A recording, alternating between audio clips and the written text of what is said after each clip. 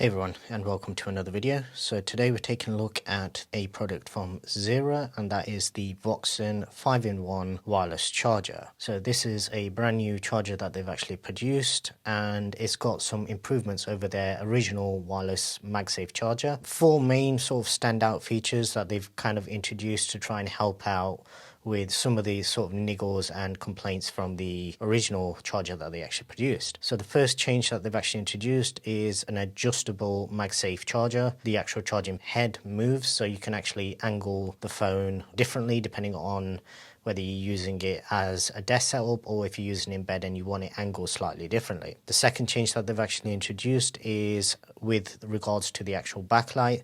So they have got three modes for the actual brightness, and you can basically enable it and disable it with a physical button rather than the touch capacitive button that you used to have on the previous version. The third new feature that they've actually introduced is a switch on the underside that actually disables the LED indicators. So the way this works is it just slides something in front of the actual indicators. It is a physical switch, so you can't enable this by accident, but for those who don't necessarily want that LED at night, maybe keeping them up or making it disruptive for them, this is a good option because you can disable the LEDs and still know obviously that it is charging. And for those who do like the LEDs, you can obviously leave it enabled. And the fourth new feature is the actual physical button that they've introduced for the rear lights. You can press and hold that now to actually completely switch off the charger.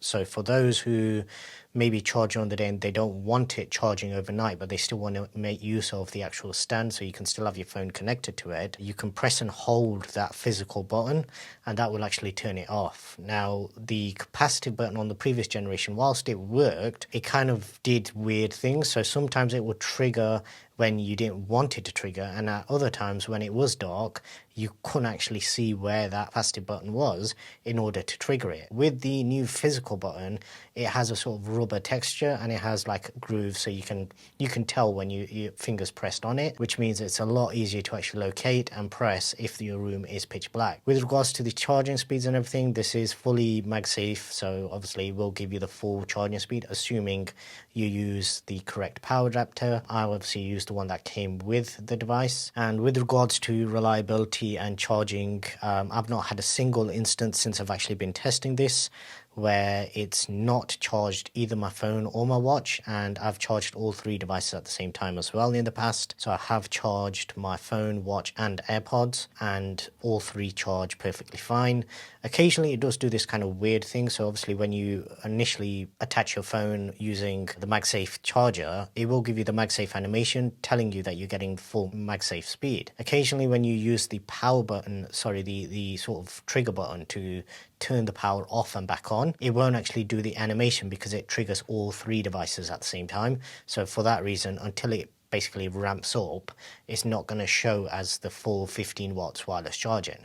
It does still charge perfectly fine, and for me personally, because I charge overnight, it's never, as I say, it's never not charged fully. But for those out there that obviously are concerned about charging speeds, it does enable full charging speed. It just doesn't do it when you first trigger it using the button because, like I say, it triggers all three devices charging at the same time. Overall, I'm very happy with it. The build is pretty solid. It's got this nice felt material on the top that obviously you can leave other devices. I tend to leave my AirPods just laying around on top of that, and it stops it from gathering dust or just looking tight. Overall, I'm very happy, and links for this will be in the description below.